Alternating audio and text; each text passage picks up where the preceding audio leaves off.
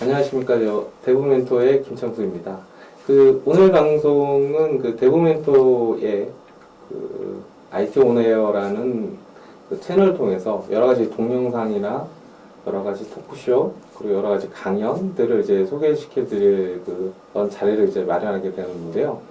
오늘 이 자리는 두 분의 유명하신 분들을 모시고 IT 전반에 대한 얘기를 좀 나눠볼 예정입니다. 그래서 첫째로 이제 국내의 IT 현황을 일단 짚어볼 거고요. 그 다음에는 이제 외국 기업들의 현황들을 보고, 그 다음에 이것들이 국내에 어떤 시사점을 주는지에 대해서 한번 말씀을 나눠보도록 하겠습니다. 오늘 이제 딱 12시가 되면 이제 아이폰 4S가 이제 바로 개통제가 나오는데요. 제가 알기로는 이게 아마 아이폰이 국내에 도입한 지 만 2년째 좀 넘는 시기인 것 같아요. 그래서 그때 아이폰이 이제 국내에 들어오게 됨으로 해가지고 지금 현재 뭐 스마트폰이다, 모바일이다, 뭐 거기에 관련된 스타트업들이 많이 됐고, 또 국가에서도 뭐 이런 개발자, 생태계, 정부나 이런 것들이 많이 생기고 있는 것 같은데요. 일단 처음에 포커싱을 이제 국내 개발자 생태계라고 해야 될까요? IT? 이런 생태계에 대해서 어떻게 좀 생각을 하시는지, 지금 현황이 어떻다, 그래서 앞으로 조금 어떤 면에서 좀 발전을 해 나가야 된다 라는 생각을 좀 다들 가지고 계실 것 같은데요. 한 말씀씩 좀 부탁을 드리겠습니다. 먼저 하시죠. 저도 아직 머리가 부팅한데 제가 떠오른 거 하나 말씀드리고 싶어요. 그러니까 제가 어떻게 하다 보니까 제 주변에 있는 친구들 재산이 한 조가 넘어요. 저는 뭐 상관이 없는데, 그러니까 무슨 얘기냐 그러면은, 그러니까 옛날에 현대에 있을 때 그 당시 이제 뭐 거기 김대진 과장 있었고, 그다음에 또 뭐 주변에 뭐 그러니까 뭐랄까 김정주 사장이라든가 다 이렇게 다 선후배 관계 같은 게 되는데, 근데 그게 저는 모르고 지났어요. 예를 들면 옛날에 농담으로 형님도 한 1,000만 원 넣으시죠? 라고 할 때 돈이 어디 있지? 그러고 좀 말았는데 그게 지나가는 거예요. 그래서 야, 이게 닷컴이 나중에 지나고 보니까 닷컴 혁명이라고 나오더라고. 오케이, 그런 거였어? 야, 이건 뭐냐? 나는 내 인생의 그 중요한 시기를 나는 어리버리 모르고 지나간 거냐? 그런 안타까움이 있었는데, 근데 제가 작년에 뭐 앱센터 이쪽 활동하면 느낀 게 그 닷컴이 또 온다는 거예요. 그래서 그래. 비록 이게 옛날보다 스케일은 작지만 분명히 제가 볼 때도 또 하나의 기회였다는 거. 그래서 저는 그런 디테일보다 어쨌건 이거는 무조건 기회다. 그 느낌은 변치 않고 사실은 내년도에 더 진해지지 않을까, 그런 기대를 좀 막연히 하고 있어요. 그러니까 이제 제2의 이제 닷컴이다 네. 라고 이제 표현을 하셨는데, 물론 그 기존에 있던 90년대 초후반이었나요? 그때 한창이? 98년도, 99년도에요. 하고 지금 상황하고는 많이 달라지긴 했는데, 그래도 지금 그쪽에서 종사하시던 분이라든가 하여튼 처음 했던 거는 거의 비슷하지 않나요? 상황이 아직은? 일단 저는 그게 어떤 이제 좀 세부적으로 왜 그럴까라는 것보다는 막연히 이렇게 보는 건데요. 네네. 쉽게 말하면 뭔가 이렇게 벅적벅적 되면 거기서 기회가 있는 거잖아요. 그렇게 말씀드리는 거예요. 구체적인 건 모르겠어요. 근데 건수가 있다는 거예요. 그러니까 예전에보다는 이제 건수가 확실히 있는 건 확실하고, 그거를 잡아야 된다. 네. 그리고 하나 또 흥미로운 거는, 저는 지나고 나서 들었지만 그때 닷컴이 온 거를 많은 사람들이 미리 알았더라고요. 정부의 정책이라든가 혹은 뭐 언론이라든가 이런 기업들은 이미 이렇게 빨리 아시는 것 같아요. 그래서 다 벤처 만들고 그런 활동을 했는데 저는 이제 몰랐던 거죠. 옆에서 사람들 막 바쁜데 왜 이렇게 바쁜 거야? 그러고 저는 몰랐는데, 지금 보면 또 그런 기운이 있지 않나요? 그러니까 어떻게 보면 그런 사람들의 기대감, 그 기대감이 또 하나의 어떤 에너지가 되는 거 아닌가, 뭐 그런 정도가 타당하지 않을까 싶습니다. 저도 긍정적인 측면을 먼저 말씀드리면 그런 것 같아요.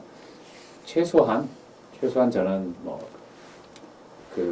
아이폰으로 촉발된 그런 스마트폰, 생태계 이런 것들로 인해서 제가 생각하는 거는 그래도 아이디어가 있고 실력이 있는 친구들이 뭔가 세계적인 무대에 도전할 수 있는 기회는 만들어졌다는 거는 저는 큰 의미가 있다고 생각해요. 우리가 5년 전만 해도, 6년 전만 해도 우리가 뭔가 앱을 만들어서 게임을 만들어서 미국에 진출하고 싶어요 이러면 방법이 없었어요. 방법이 없었고 다들 코웃음 쳤어요. 그건 말도 안 되는 얘기야 라고 그랬고요. 그 쓸데없는 꿈 꾸지 말고 그냥 우리나라에서 뭐말 맞다나 그냥 대기업 시키는 일이나 잘하고 이러고 살아. 이게 이제 일반적인 상식이었던 거죠. 최소한 그렇다고 지금 뭐 우리가 앱스토어에 뭐 앱을 하나 올려서 뭐 대박이 날 거야라고 얘기하는 거는 대박이 나는 건 뭐 소위 뭐 100만 명 중에 하나 아니면 뭐 10,000명 중에 하나 있겠죠.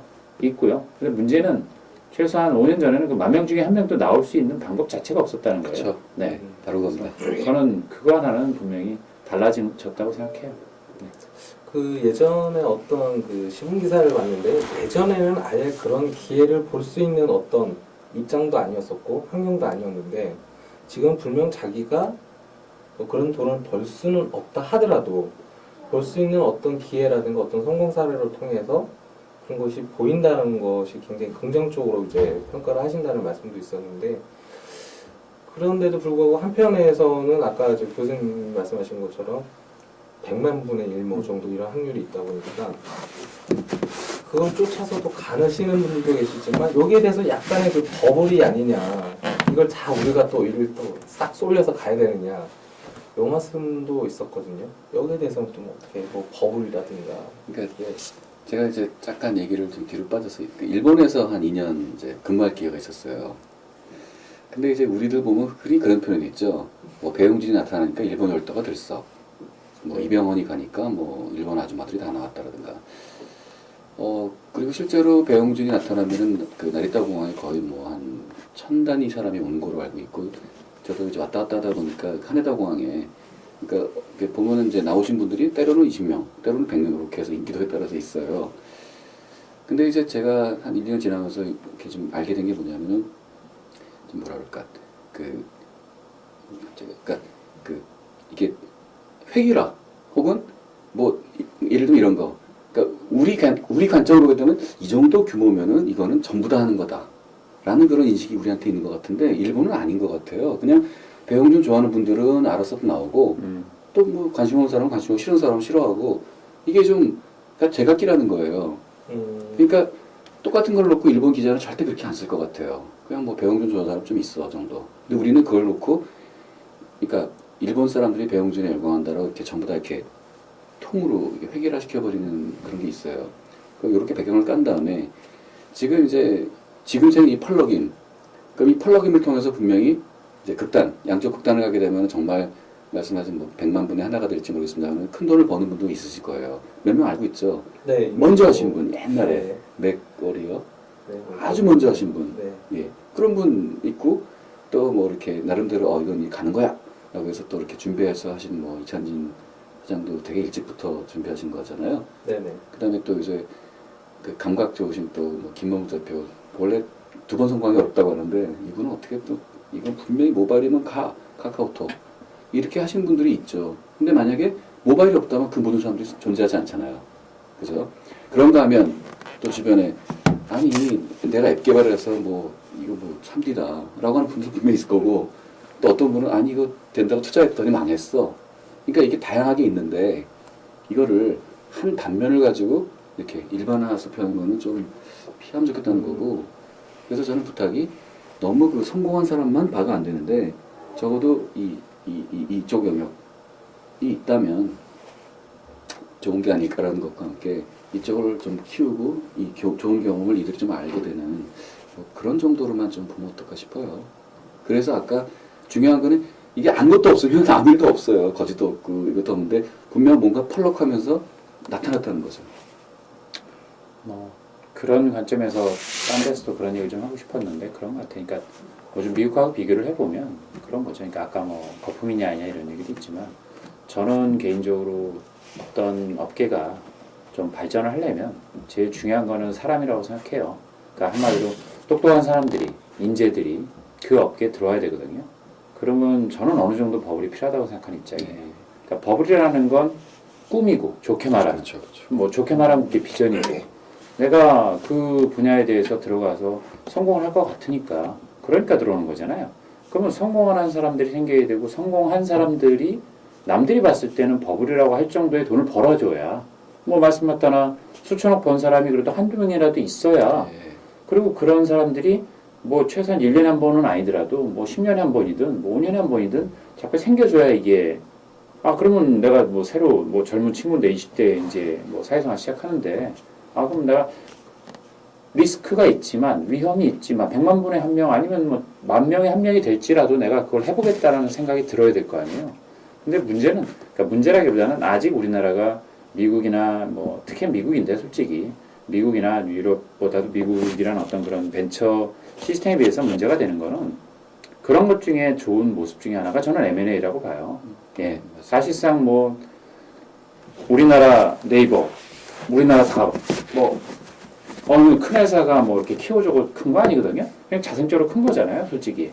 그러면 원래는 미국에 있는 뭐에서 구글이라 치자고요. 구글이든 뭐 애플이든 적당한 회사, MS 적당한 회사 사주거든요.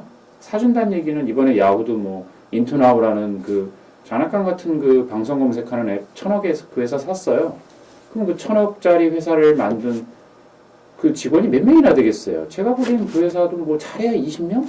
10명짜리 회사예요. 10명짜리 회사가 1,000억에 팔렸어요. 그러면 저 같아도 하고 싶지 않겠어요? 제가 그 나이라면, 솔직히, 제가 어리다면 하고 싶을 거라고요. 그래서 결국 앱 자체나 뭐 앱을 다운로드를 많이 받아서 돈을 번다는 돈, 솔직히 앱이나 어떤 서비스를 통해서 뭐 돈을 많이 버는 모습보다도 현실적으로 그런 M&A가 활성화되어 있다면 쉽다기보다는 그런 도전을 할 어떤 동기부여가 될 가능성이 높은데 우리나라가 그거는 안 돼 있고 그런 어떤 생태계의 하나의 중요한 어떤 선순환이 될 수 있는 시스템은 안 돼 있고 그냥 앱 개발자들이 앱 개발해서 네가 다운로드 많이 받으면 돈 벌 거야. 뭐 이렇게 얘기해버리면 그럼 아까 얘기한 대로 그 확률이 얼마나 되겠냐 이거죠. 그렇죠. 솔직한 얘기로. 네. 그게 문제인 거지. 그러니까 한 축이 있고 한 축이 두 축이 있어야 되는데 제가 보기에는 한 축에 대해서는 열심히 얘기하고 있는데 이 축에 대해서 얘기하는 거는 얘기가 아니라 어떤 시스템에 대한 거는 제가 보기에는 지금 참 그러니까 토양이 뭐 안 좋다 이런 얘기 하잖아요. 그런 것 같아요. 지금 M&A 얘기를 잠깐 하셨는데 네네네. 요 올해만 해도 이제 국내에 보면 스타트업 기업들이 이제 M&A를 한 경우가 좀 종종 있더라고요. 저도 네. 개인적으로 알고 계셨던 대표가 그 뭐 소셜 커머스 업체에 이제 같이 인수를 해서 하는 방식이라든가 또 다른 곳에서도 물론 인수는 아니더라도 엔젤 투자를 받아서 하는 경우가 있는데 예전에는 보면 이제 M&A 같은 거 보면 그 왠지 모르게 저희들 인식은 뭐였냐면 이제 먹튀라 그래야 되나요? 네, 그런 인식도 있고 그거부터 바뀌어져야 된다고 저는 생각하는 네, 입장이에요. 저도 네. 교수님과 동의합니다. 그 얘기 제가 잠깐 해드리면 그냥 뭐 여기는 아무렇게 해도 되는 거죠. 네, 예, 예, 네, 괜찮습니다. 그 아무렇게나. 자체는 정말 그 무슨 그러니까 일반적으로 그 사람이 그렇대요. 이 사회적 동물이라서 사실은 이제 저쪽에서 원하는 대답을 해주는 식으로 간다 그러더라고요. 그래서 마켓 리서치 같은 게 소용이 없는 이유가 네, 그냥 원하는 대답을 해준대요. 그렇죠. 예. 네, 근데 그래서 보면 그런 거를 뚫으려면은 좀 분위기를 뭐 다르게 한다든가 뭐 리조트에 가서 이렇게 무장을 해제한다든가 뭐 그런 식으로 한다는 기법도 그래서 본 적이 있습니다. 그래서 그 뭐랄까 제자를 까먹는 얘기하다 보니까 그 M&A 얘기하다가 예, 먹튀. 예, 먹튀. 그러니까 그게 처음에 이제 그 아마 그 T사 네, 얘기인데 예. 신문에 뭐가 나왔어요. 그 M&A 흘러나오니까 먹튀다라고 딱 네. 기사가 나오는데 저도 먹튀라고 생각했어요. 이유가 왜냐하면 TV 광고를 막 하는 거예요. 그러니까 인터넷 서비스는 기본적으로 이게 매출이 받쳐져서 돼야 되는데 막 광고를 통해서 이제 이게 소위 말하는 인플레를 만드는 거예요. 그래서 저 무지하게 걱정했어요. 그 소위 얘기하는 그 몸집 불리기죠. 야, 저들이 저렇게 불려놓고 만약에 펑 터지고 나면 그 뒤에 뒷감당을 어떻게 이 나라에 사지라는 고민을 했는데 나중에 딱 뚜껑을 보니까 박수를 쳤습니다. 그러니까 왜냐하면 그분들이 국내 코스닥에서 상장을 하게 되면은 이게 좀 폭탄 돌리기처럼 될 위험이 있어요. 시속이 받쳐주지 않는 거니까. 근데 외국계에 팔았단 말이에요. 이거는 외화 획득이에요. 대단한 외학득이죠. 그리고 그거를 비난하시면 안 되고요. 우리나라 지금 닷컴이나 모든 사람들의 꿈이 회사 잘 만들어서 외국에 팔아보자라는 그거거든요. 그러니까 그들은 그걸 해낸 영웅이에요, 진짜로. 외화 획득도 했고. 그래서 일단은 이제 저희가 이제 그 M&A를 봐야 되는 인식의 프레임을 좀 바꿔야 된다. 예, 맞습니다. 그런 풍토가 있어야지만 이 스타트업이나 이렇게 개발 쪽에 계신 분들이 또 다르게 성장할 수 있는 방법. 네. 아까 말씀하신 다른 축이 하나 그렇게 생성이 될 것 같고요. 그리고 조금 더 얘기를 좀 진전을 해보면 그렇게 생각을 해보면 오히려 또 반대쪽으로 국내 업체들은 국내에 있는 그 스타트업을 M&A를 시도를 하시려는 업체는 거의 보이지가 않는 것 같아요. 제가 또 고민을 좀 한 게 있으니까 네. 먼저 잠깐 예, 얘기를 하시죠. 해볼게요. 한때 좀 생각을 해봤어요. 이게 왜냐하면 제가 아는 미국 사람들은 절대로 자유롭지 않고 굉장히 전략적이고 좀 이해관계에 좀 박더라고요. 이게 자본주의잖아요. 근데 왜 그럴까 생각했는데 하나의 가설입니다 하면은 그들은 왜 M&A를 할까? 자선사업을 하는 걸까? 애들을 돕는 걸까? 저는 그렇게 생각 안 해요. 저도 제가 미국 가서 살 기회가 있었는데 처음에 저는 미국 가면 공짜가 많다며 쿠폰 같은 거 가져가면은 뭐 싸게 살 수 있다며 뭐 무료가 많다며 해서 굉장히 찾아다녔어요. 그런 걸 또 찾으라 그러더라고요. 쿠폰도 열심히 모으고 뭐 프리 어쩌고 찾아다녔는데 결론 이게 다 마케팅이구나. 쓸 수 있는 게 한 개도 없더라고요. 그 다음부터 쿠폰도 안 봐요. 왜냐면 쿠폰도 한 100개 중에 하나 정도 쓸만하고 대부분은 다 그 도움이 안 되는 광고죠. 것들. 그러니까 쿠폰이 나올만 하니까 쿠폰이 나온 거더라고요. 결론적으로 그러니까 미국이란 나라가 제 느낌 우리보다 굉장히 선진국인데 선진국이 뭘까 했더니 그런 모든 것들을 다 아는 것 같아. 그럼 그렇게 똑똑한 사람들이 회사를 산다는 것은 주판을 튕겨본 거죠. 자, 1번 시나리오. 내가 저 회사 살 때 투자 비용 얼마? 뭐 예를 들어 뭐 20억. 그 다음에 뭐 리스크 뭐 내가 저 똑같은 행위를 내 회사 내에서 할 때 얼마? 분명히 계산을 따져보면 20억에 살 수 있는 거를 내 회사 하게 되면은 리스크 플러스 해서 뭐 한 3, 40억이 될 수도 있을 것 같아요. 분명히 그런 계산이 있을 것 같아요. 그러면서 하는 거죠. 그럼 우리나라는 왜 아닐까? 아직까지 그런 계산을 하지 않는 거 아닐까 싶기도 하고요. 그리고 아직까지는 그게 계산이 안 맞을 수도 있지 않을까 하는 생각이 있어요. 그럼 왜 안 맞을까라는 문제가 발생하는데 여기서부터 닭다리가 기술로 좀 발전할 것 같고요. 약간 그런 관점. 그래서 그들은 결국 이것저것 하다 보니까 결국은 그런 그 M&A를 통해서 뭔가를 가져가는 게 이익이다라는 생각을 하게 된 것 같고 우리는 아직 거기까지 안 갔다. 그러니까 일단 제가 좀 하나의 가설입니다. 아까 그 교수님께서 잠깐 그 사람이다, 중심이 사람이다라는 말씀하신 거랑 지금 M&A 얘기가 잠깐 나왔었는데 그 외국의 모 기업이 뭔 회사를 인수를 하는데 인수한 목적이 거기 있는 기술자 한 명이라고 얘기를 들은 적이 있어요. 그래서 그 기술자를 빼오기 위해서 그 기업 통째로 M&A를 해서 데리고 온 다음에 네. 회사를 해체했다는 얘기를 들은 적이 있거든요. 네. 그래서 뭐 그런 방식의 차이도 좀 있을 것 같고 국내 기업은 아마 그렇게까지는 하지는 않으실 것 같고 그게 네. 어려운 거예요. 그러니까 네. 우리가 보통 M&A를 한다고 하면 예를 들어서 목적이 한 세 가지 정도로 볼 수 있어요. 하나는 사람이고요. 그러니까 사람 때문에 사는 케이스가 있고요. 예를 들면 뭐 마이크로소프트가 그 레지오일 뭐 레이오진인가요? 하여튼 그 아저씨 회사도 제가 알기로도 몇천억에 샀어요. 왜? 그 아저씨 하나 사기 위해서 딱 그 말씀 케이스가 그 케이스예요. 최근에 뭐 그 빌 게이츠 물러나고 그 CTO 하셨던 그분이 이제 그 케이스인데 그래서 사람을 사는 케이스도 있고요. 네. 그 다음에 고객을 사는 케이스가 있어요. 예를 들면 이번에 뭐 티모사 제가 보기에는 그 미국 회사가 그 회사 사는 이유는 사람을 산 거라기보다는 제 가정은 그 회사의 고객을 사는 거예요. 소위 고객 데이터베이스 산다고 그러는데 고객을 사는 거고요. 다른 한 가지는 기술적인 자산, 소위 눈에 보이지 않는 자산을 사는 케이스인데 문제는 뭐냐면 그러면 그 세 가지 케이스를 생각해 보자고요. 우리나라에서 고객을 사는 것까지는 그래도 맥센스 할 수 있는데 사람을 산다든지 아니면 기술적인 자산을 사는 걸 가지고 그럼 사람을 샀어요. 그러면 예를 들어서 이 사람은 M&A를 해서 들어온 사람이야. 이 사람 원래 일하던 사람이야. 이 사람이 나보다 예를 들어서 어쨌든 이런저런 이유로 돈을 벌고 들어온 거잖아요. 그럼 이렇게 일했을 때 같이 일이 잘 될까? 이게 걱정스러운 거죠. 그렇죠. 사람을 산다라는데 사람을 사는 입장에서 기존의 어떤 그 조직의 입장에서 그 조직이 그 M&A를 해서 그 조직이 들어왔을 때 그게 잘 융합이 될까? 이것도 연습이 필요하거든요. 이게 1, 2년 내에. 그래서 기존에 우리나라에서 소위 뭐 안 좋게 얘기하면 하드웨어만 박스만 만들던 양반들이 나쁜 게 아니라 뭐 30년, 40년간 그렇게 성장을 한 거잖아요. 뭐 우리 대기업들이 그렇게 박스만 제조업 잘 기반으로 제조업 해서 기반의 회사에서 그렇게 성장한 경험이 전혀 없으시던 분들이 M&A를 해가지고 회사를 만들어서 그 조직을 기존의 조직과 조직원들을 흡수시킨다는 것, 그 조직의 문화를 어떤 계속 유지한다는 것, 이거 쉽지 않아요. 그러니까 저도 M&A가 안 된다고 얘기하면서 뭐 국내 대기업들이 왜 M&A 하냐고 얘기를 하지만 저는 대기업을 다녀봤거든요. 그럼 걔들이 왜 안 하냐? 이유는 간단해요. 그래? 사람 저 사는 거 할 수 있어. 그럼 걔들 다 나와 못할 건데. 라고 얘기하면 누구도 뭐라고 할 사람 없어요. 왜? 자신 없거든요. 쉽지 않아요. 그 사람을 산다는 게. 또 역으로 또 고용승계라는 이슈도 가끔 발생할 수도 그럼요. 있겠죠. 근데 네. 물론 벤처에 고용승계는 없고요. 근데 저는 조금 이제 관점을 바꿔서 그 M&A를 좀 가볍게 생각하면 어떨까 싶어요. 그러니까 회사라고 하는 게 우리 일반적으로 어떤 가업이라든가 나의 어떤 소명, 사명으로 이렇게 하는데 지금 미국에서 짠호스에서 돌아가는 그런 서비스 쪽의 인더스트리 보게 되면은 그냥 비클일 뿐이에요.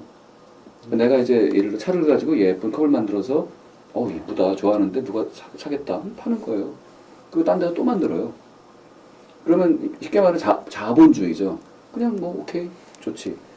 그런 게 오히려 가벼워지면은 이게 부담이 없는데 우리 같은 경우는 우리 지금 얘기한 것도 어떤 회사를 사게 되면은 그 고용인부터 다 뭐 문화를 융합하고 이런 문제가 발생하는데 실제로 말씀하신 것처럼 사람 하나 보고 산 다음에 다시 사람은 다시 재배치해야 할 수밖에 없는 거잖아요. 그러면 네네.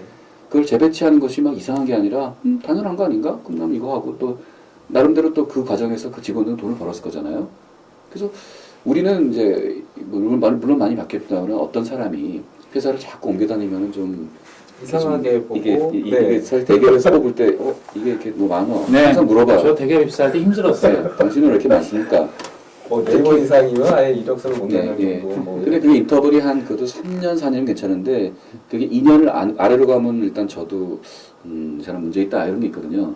근데 사실은 사유가 M&A를 통한 뭐 그러면 그거는 얘기가 돼요. 그런 식으로 조금 이게 만약에 30, 40대는 아니고 우리가 지금 20대를 상대로 하는 거잖아요. 그러면 좀 오히려 가벼운 그런 마당을 만들어주는 건 어떨까 좀 그 생각이 들어요. 저도 그 문제에 대해서 참 많이 동의하는 입장인데 네. 딱 그런 거죠. 그러니까 그게 이제 이런 거예요. 자, 어떤 사람은 사람의 어떤 능력이나 성향에 따라서 내가 회사를 처음에 만들고, 그러니까 혁신이라는 거는 저는 그렇게 생각해요. 큰 조직에서 솔직히 큰 조직에서 주어진 어떤 미션에 대해서 열심히 달리는 입장에선 창의적인 생각을 하긴 쉽지 않다고 저는 생각해요. 솔직히. 그렇다면 제가 제가 어떤 적절한 그런 나이대 사람이나 이런 사람들은 주어진 환경에서 좀 라이트웨이트하게 말씀하신 대로 네네네. 좀 그 부드러운 환경에서 부드러운 멤버들끼리 몇 명이서 작은 조직에서 혁신적인 아이디어를 만들고 그걸 빨리 프로토타이핑하고 결과물을 만들어서 뭘 만들어 놓고 손 띄고 싶어요. 네. 그러니까 그 사람이 성향이 그런 거고 그 사람의 장점이 그거예요. 그렇죠. 문제는 뭐냐면 그걸 냅두질 않아요. 네. 그래서 예를 들어서 그런 조직이 있었어요. 그래서 그 사람을 샀어. 근데 이미 이 사람은 자기가 잘할 걸 이미 끝낸 거야. 그럼 자기는 손 띄고 또 새로운 걸 하고 그런 싶거든요. 걸 해도 되고. 그렇죠. 네. 그걸 용인하지 않는단 말이에요. 예.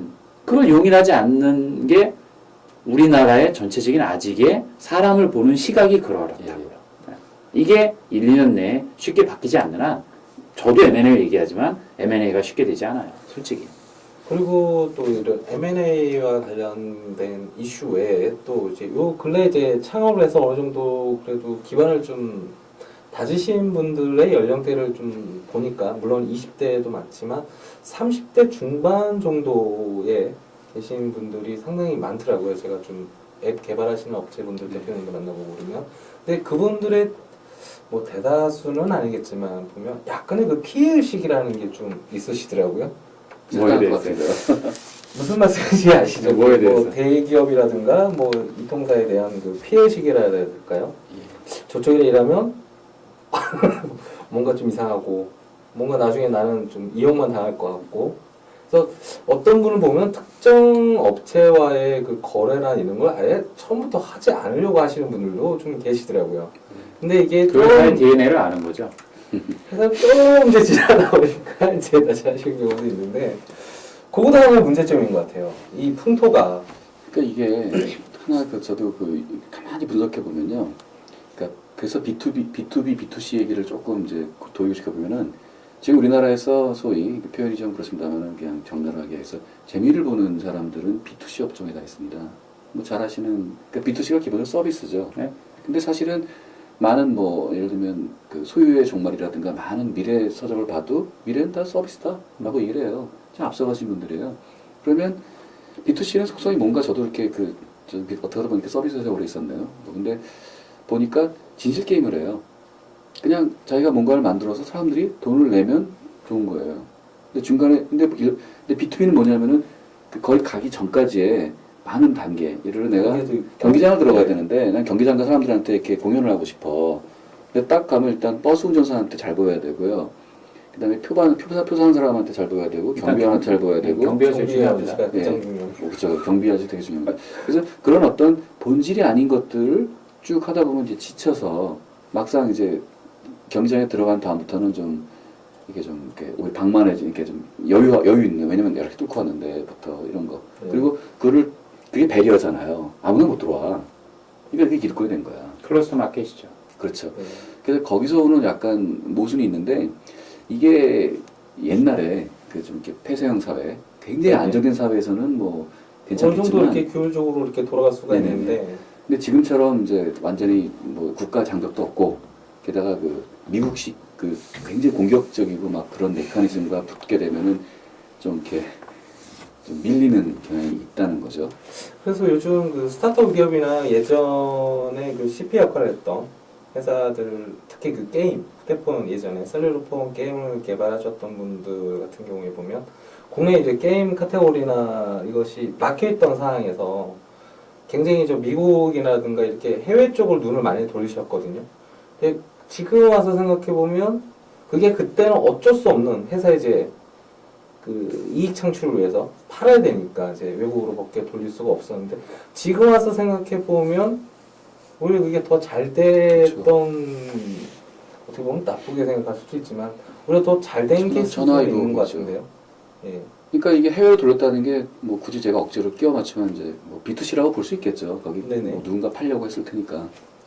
그래서 또 요즘에 또 이슈가 되는 것 중에 하나가 또 이런 사회, 그러니까 이제 B2B라든가 B2C 뭐 이런 식으로 계속 이렇게 거래 관계가 많이 바뀌고 지금도 물론 그 B2B라는 그 B2 상대편이 뭐 어떤 기업인지 모르겠지만 그런 풍토도 약간씩 변해가고 있는데 그럼 자연스럽게 좀 얘기를 그러면 국내에 그 생태계라 그래야 될까요? 약간 선순환이 돼야 된다 이런 것들이 요거 한번 말씀을 한번 나눠보는 게 좋을 것 같고요. 첫 번째로 제 문제 지금 학생들을 가르치고 계시는 거고 지금 또 그쪽에 또 같이 하고 계셔서 그런데 요즘 젊은 사람들 학생들의 마인드가 예전에 30대의 그 IT 벤처볼이나 40대 이렇게 겪었던 분들하고는 좀 차이점이 많으실 것 같은데 어떻습니까? 요즘 이제 대학생이라 그래야 될까요?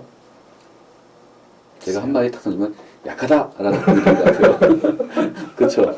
해보시죠. 예. 아니 저도 뭐 2달 됐습니다. 사실 결론은 약하지 않은데 일단 느낌이 이게 어르신들이 볼 땐 약하다. 제가 봐도 약하다는 느낌이 딱 와요. 근데 약하지 않더라고요. 그래서 이것도 뭔가 다르구나. 뭐가 다른지 아직 모르겠어요. 네. 일단 이렇게 한번 도발적으로 해보고 싶고요. 모르겠어요. 뭐 저는 이제 뭐 솔직히 저도 학교 이제 간지 뭐 청강대 이제 들어간 지 2달밖에 안 됐고요. 그래서 학생들을 아직 뭐 이렇게 많이 만나본 건 아닌데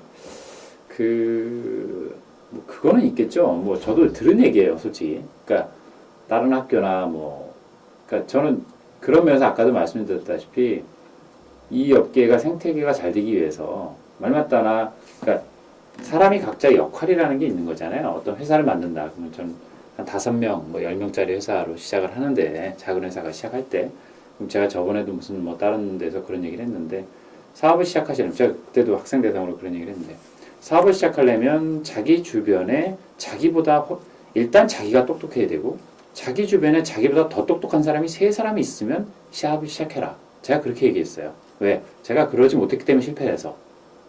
그러면 교수님께서 제일 똑똑하신 분이시거든요. 그러면 실패하는 거죠. 네. 그러면 실패하는 거죠. 그래서 이거 공감이 가는 얘기. 예. 그래서 이제 그런 얘기를 했는데 그렇지만 어쨌든 그렇다고 그 사람들만 갖고 그 회사가 돌아가진 않아요. 결국 회사라는 건 뭐 소위 똑딱하다기보다는 어떤 리딩하는 사람이 있는 거고요. 그다음에 또 그 리딩하는 사람들이 설계하는 일을 또 이렇게 구현하는 사람도 필요한 거고, 뭐 고객전도 필요한 거고, 여러 가지 이제 필요한 거잖아요.